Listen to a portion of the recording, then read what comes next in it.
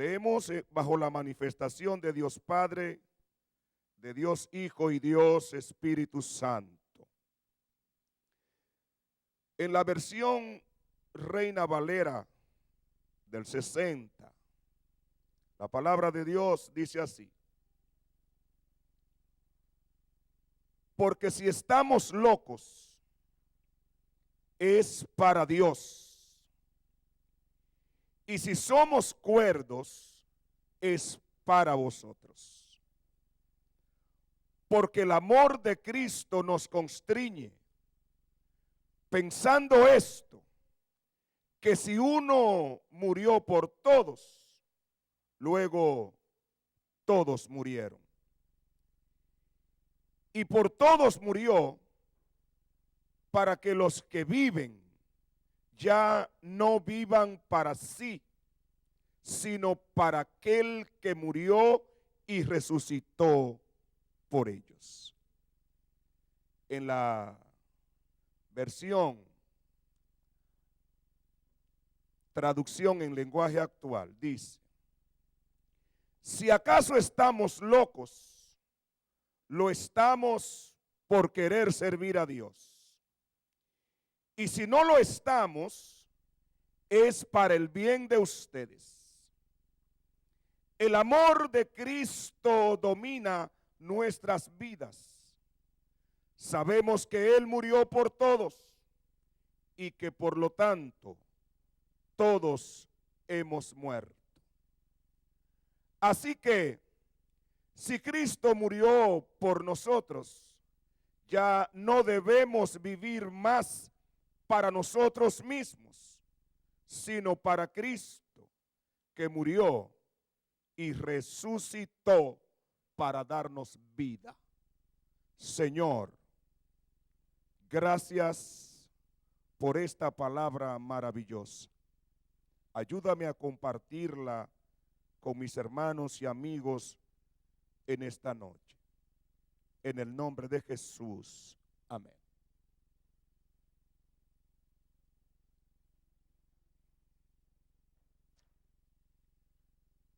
Nosotros comenzamos a hablar desde el sábado pasado sobre el ministerio de la reconciliación. Y vamos a continuar hoy. Y queremos decir que la iglesia de los Corintios, la iglesia de Corinto, fue uno de los mejores éxitos ministeriales del apóstol Pablo. En Corinto, el ministerio del apóstol Pablo tuvo gran éxito en la iglesia de los Corintios. Pero es bueno recordar que Corinto era una ciudad de una gran diversidad cultural. También debemos recordar que Corinto tenía una gran industria de la prostitución, de forma que había un templo dedicado a Afrodita, donde se dicen que trabajaban alrededor de 1000 prostitutas. Y se entiende que en torno a aquel templo se desarrollaba una gran industria de la prostitución, número que muchos entienden exagerado, pero sí se da por sentado que había un gran auge de la prostitución. Pero también esa ciudad, Corinto, tenía una gran actividad idolátrica. Habían muchos templos dedicados a dioses y hasta habían sinagogas judías. Era un templo de gran tolerancia hacia la religiosidad. Había un gran paganismo y había un gran libertinaje. En una ciudad con todas estas características, usted pudiera decir, en una ciudad como esa, una iglesia no puede prosperar. Y debo decirle al que así piense que está muy equivocado, porque en aquella ciudad corrupta el ministerio del apóstol Pablo floreció grandemente. Esto entonces nos trae a la conclusión de hoy que la iglesia de este siglo no debe tener miedo. Es cierto que hay un aumento del pecado. Es cierto que hay una diversificación del pecado. Pero es cierto que el pecado se ha especializado. Pero a todo esto, la iglesia de hoy debe ser una iglesia combativa, contestataria. Debe ser una iglesia que enfrente el pecado con valentía, porque la palabra del Señor es clara, que donde abunda el pecado, sobreabunda la gracia. Así como la iglesia de Corinto fue una iglesia exitosa en medio de un ambiente corrupto, hoy, en este siglo en que la humanidad tiene una cultura de corrupción sistemática, continua, la iglesia puede florecer al igual como floreció en la ciudad de Corinto, porque es la iglesia del mismo Dios. Es la iglesia del Dios eterno. Y aquel que le dio la victoria a Pablo es lo suficientemente poderoso para darle la victoria a la iglesia en este siglo. Por tanto, la iglesia no debe tener miedo a la diversificación, a la multiplicación o a la especialización del pecado en este siglo. Tenemos al Dios Todopoderoso que está de parte nuestro en este siglo XX hacia el XXI. En la lectura que nosotros hemos considerado, hemos hecho un inventario de lo que el apóstol ha venido expresando, y vamos a considerar verso a verso esta porción bíblica. El versículo 13, alabado sea el Señor, cuando dice: porque si estamos locos es para Dios, y si estamos cuerdos es para vosotros. En este versículo hay una conexión con las verdades expresadas en los versículos anteriores, donde los enemigos de Pablo se manifestaban. Aquellos que creían en la apariencia y no en la transformación, en la purificación del corazón. Aquellos que atacaban a Pablo y a los cuales los hermanos de la iglesia de Corinto tenían que responder. En el verso 13 me puse a buscar el epicentro de este versículo. Y el epicentro de este versículo está en la palabra locura. En este verso, el apóstol está hablando de locura. ¿Y a qué tipo de locura se está refiriendo el apóstol? Él no se está refiriendo a la locura aquella de desequilibrio mental, que hay que encerrar la persona en un sanatorio. No, señor. El apóstol está hablando de aquella locura de cuando lo que el hombre dice no tiene sentido. De aquella locura cuando lo que usted expresa es ilógico, no se ajusta a la locura humana, entonces es a veces común escuchar: Juan está hablando algo insensato, o en lo que está diciendo Juan no hay coherencia, es una locura lo que él está expresando. A eso se está refiriendo. Alabado sea el Señor. Y cuando él expresa esto, él le dice a los hermanos: si estoy loco, lo estoy por agradar a Dios. Si estoy hablando con insensatez, lo estoy hablando por agradar a Dios. Alabado sea el Señor.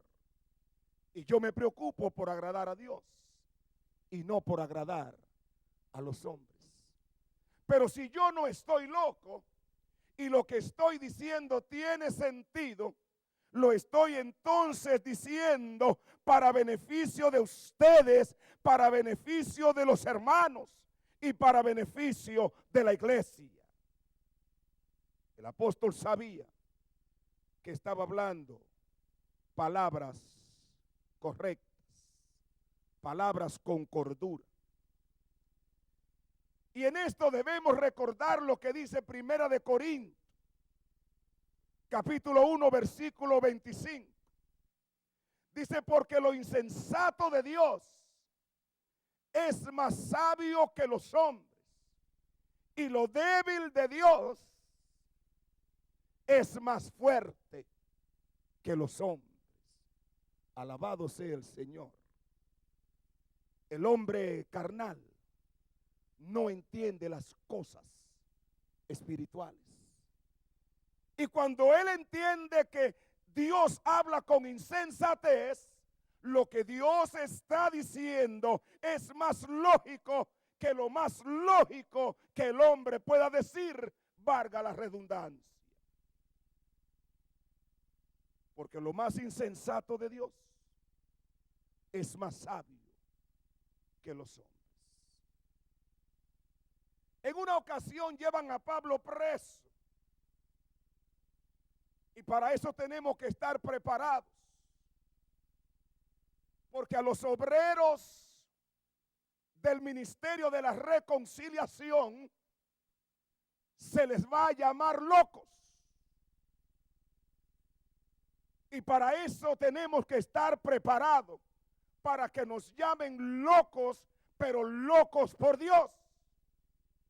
En una ocasión llevan a Pablo preso ante Agripa, y Agripa estaba acompañado del procurador Festo. Y cuando Pablo comienza a hablar la palabra y comienza a presentar su defensa y comienza a proclamar el ministerio de la reconciliación, cuando él está hablando, se levanta Festo, el procurador, y le vocea a Pablo: estás loco. Las muchas letras te vuelven loco. Y es que para el hombre animal, las cosas espirituales que él no las discierne son locuras. Por tanto, a Festo le parecía que las palabras que salían de la boca del apóstol Pablo, que las razones que Pablo esgrimía sobre la muerte y resurrección de Cristo eran locuras. Pero es que el hombre animal entiende las cosas espirituales como locura. Y por eso Festo se levanta y acusa a Pablo de estar loco. Pero Pablo le dice: Festo, no estoy loco.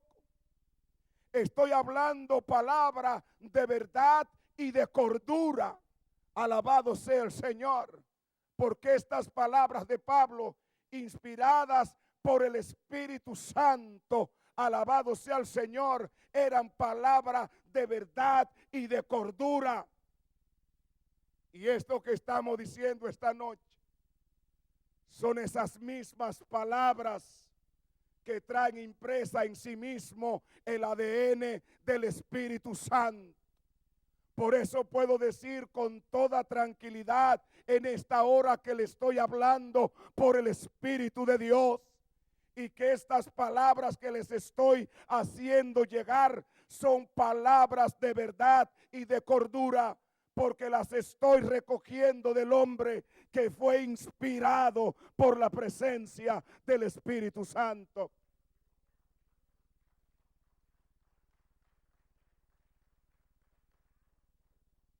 Y después que Agripa escucha a Festo decir estas cosas,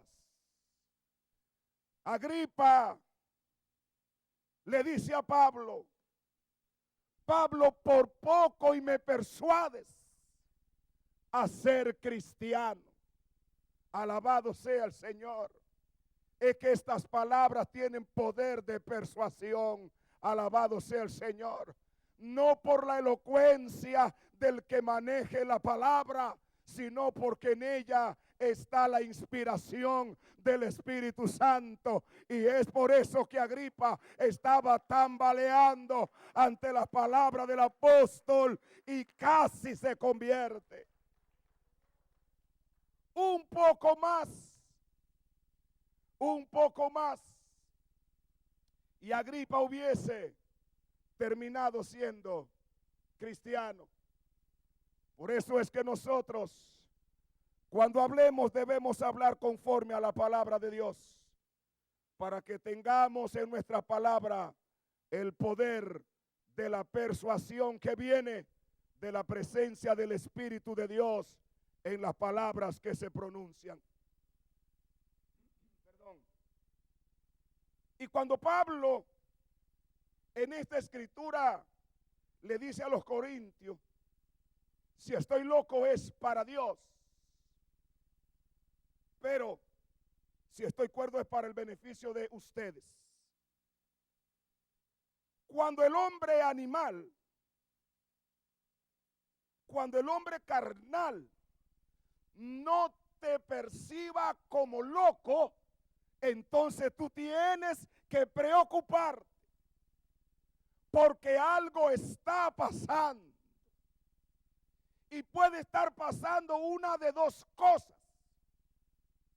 Puede ser que al ver tu testimonio, que al ver tu vida, el hombre carnal se haya vuelto espiritual y ya él se parezca a ti en el Espíritu de Dios. Pero puede ser que la metamorfosis haya ocurrido en sentido contrario, que en vez del carnal volverse espiritual, el espiritual se volvió carnal. Y cuando el espiritual se vuelve carnal, entonces el carnal ya no lo ve extraño. El carnal lo ve como hermano, como que ya somos lo mismo. Y el Señor reprenda al diablo. Esto nunca puede pasar, porque la palabra es clara. Conviértanse ellos a ti. Conviértanse ellos a ti. Pero tú no te conviertas a ellos. Lo que está diciendo ahí es que en vez de ellos sacarte para el bar, tú tienes que sacarlos del bar para la iglesia. Que en vez de ellos sacarte de la iglesia para el billar, tú tienes que sacarlos a ellos del billar y traerlos para la iglesia. Lo que esto está diciendo, que en vez de ellos llevarte para la droga, tú debes sacarlos a ellos de la droga y traerlos a Cristo. Conviértanse ellos a ti, pero tú no te conviertas a ellos. Tú tienes que luchar para no perder la identidad de hombre espiritual. Alabado sea el Señor. Tú debes tener una metamorfosis siempre positiva. No dejes que ellos te conviertan, sino tú conviértelos a ellos. En el verso 14, después que el apóstol habla sobre la locura, le dice, y por todos murió, para que los que viven ya no vivan para sí, sino para aquel que murió y resucitó por ellos. Esta es una palabra poderosa. Esta es una palabra que trae consigo un poder extraordinario. En este verso, en el verso 14,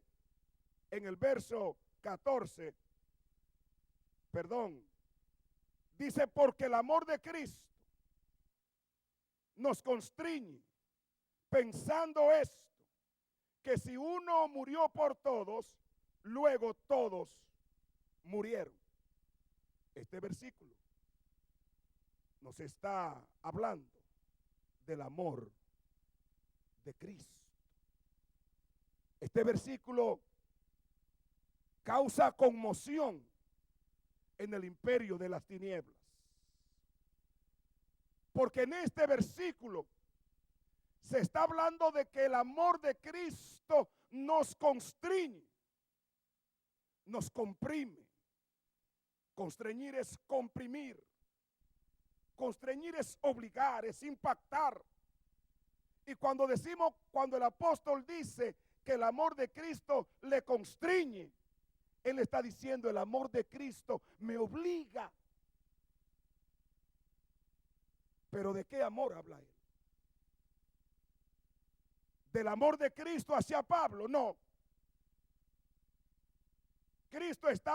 Pablo está hablando de ese amor que llevó a Cristo a la cruz del Calvario, a morir por todos, ya que la paga del pecado es la muerte, y todos nosotros como pecadores éramos reos de muerte. Y dice la palabra que Cristo tuvo tanto amor que entregó su vida y murió en la cruz por todos nosotros. El apóstol tiene que pensar en esta palabra. Y él hace una reflexión. Si Cristo murió por todos, entonces en Cristo todos hemos muerto. Alabado sea el Señor. En Cristo todos hemos muerto. Pero esta palabra tiene un alcance extraordinario. Lo tuvo en el momento que el apóstol hablaba a los corintios. Cristo murió por aquellos a los cuales él les estaba hablando. Pero también Cristo murió por ti y murió por mí. Cuando nosotros éramos un punto en el presente eterno de Dios, pero en el futuro de los hombres. Cuando usted todavía en el orden humano no pensaba nacer, usted estaba en el presente de Dios. Y antes de que usted viniese al mundo de pecado, Dios hizo provisión para usted. Y esto es el amor de Dios. Que Él pagó mis culpas. Él pagó mis pecados. Él canceló el acta que Satanás escribiría en mi contra. Él la canceló en la cruz del Calvario. Y cuando yo nací, encontré mi perdón establecido. Cuando yo nací, encontré mi salvación establecida. Eso es amor. Alabado sea el Señor.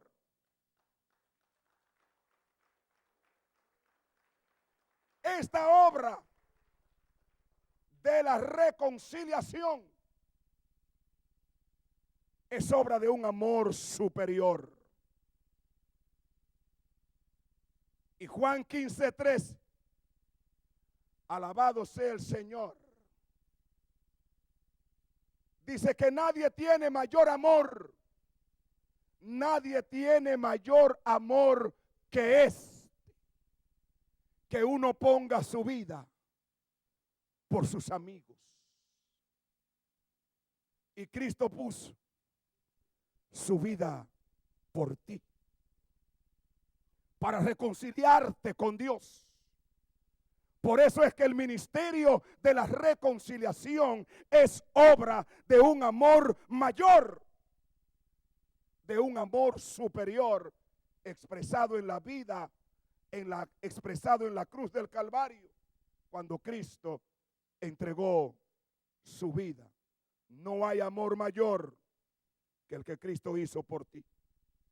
Entregó su vida para que tú tuviese vida. Moriste con Cristo en la cruz del Calvario. Alabado sea el Señor. Él murió por todos. Y esto constreñía a Pablo y lo llevó a esa reflexión de que luego todos hemos muerto en Cristo. Y decir que yo morí antes de nacer parece como una contradicción. Pero en la mente omnisciente de Dios, Él sabía que yo iba a necesitar morir, que yo iba a tener que pagar una culpabilidad. Y Él proveyó para mí la salvación antes de nacer. Bendito sea el amor de Cristo.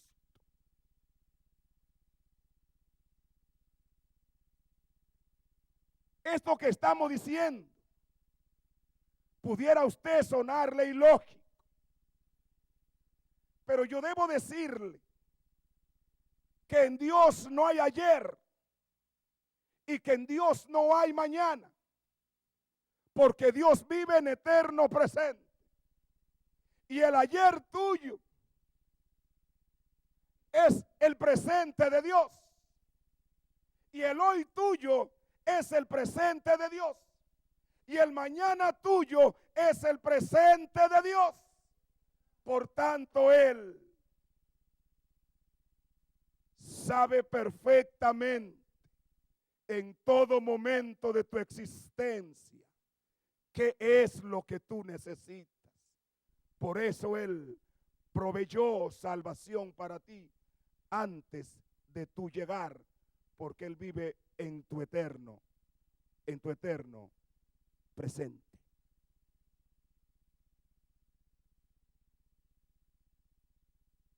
Ese amor mayor es el que Pablo está diciendo. Ese amor que Pablo lo obligaba a hacer este análisis es lo que él está diciéndole a la iglesia que debe sentir. Nosotros debemos sentir el constreñimiento del amor de Cristo y decirle a la gente que Cristo murió por todos y que en Cristo ellos también han muerto y que para ellos también hay salvación. Alabado sea el Señor.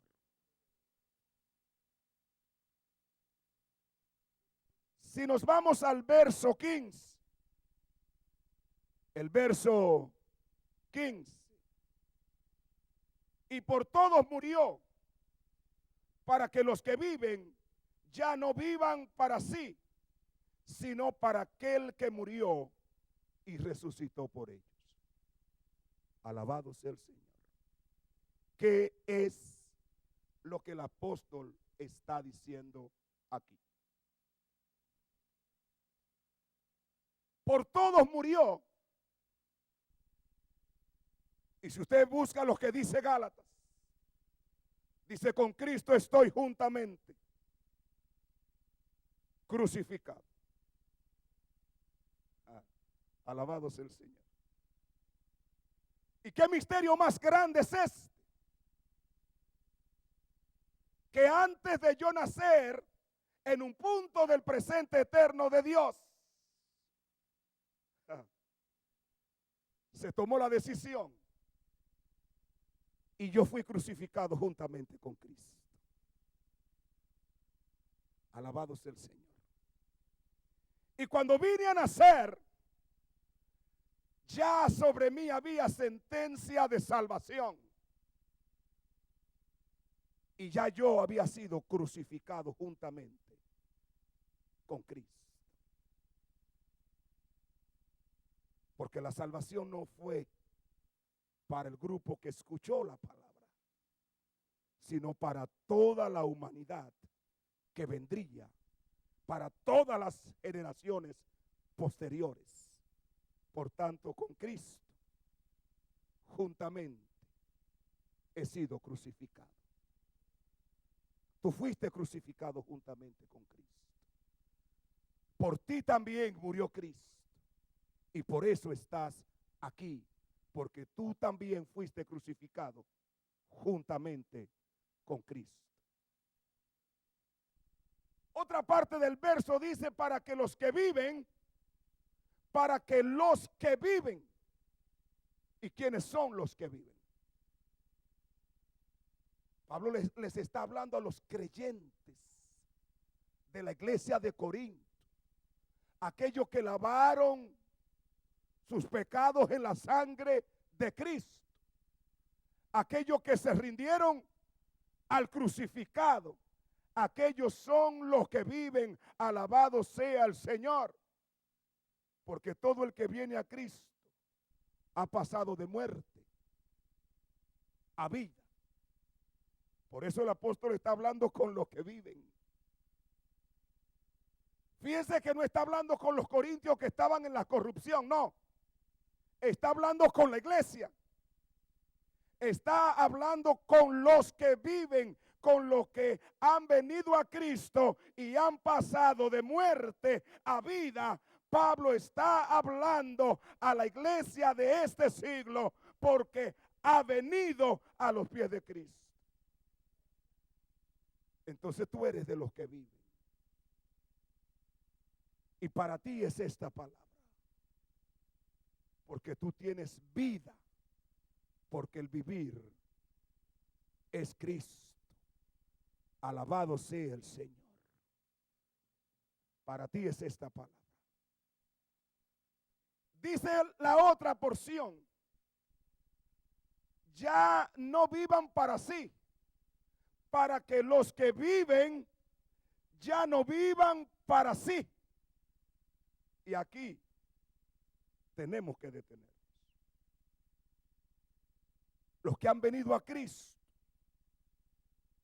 los que viven, ya no pueden vivir para sí. ¿Y qué es vivir para sí? Es vivir para mí. Es vivir para mis placeres. Es vivir para mis antojos. Es vivir para lo que bien me parezca. O como dicen en mi país, es vivir como el chivo, sin ley. O como decía mi papá cuando estaba medio caliente bajo sus tragos: yo vivo como me da la gana y como a nadie le importa.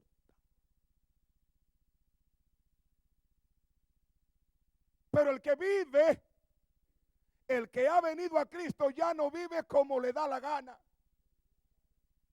El que ha venido a Cristo tiene que vivir conforme a la vida de aquel que lo ha llamado.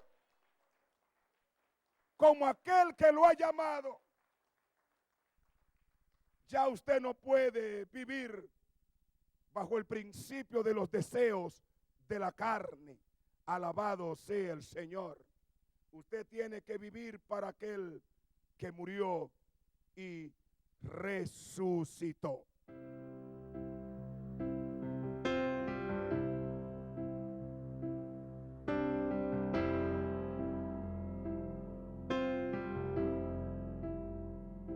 I'm finding myself at a loss for words, and the funny thing is, it's okay. The last thing I need is to be heard, but to hear what you would say.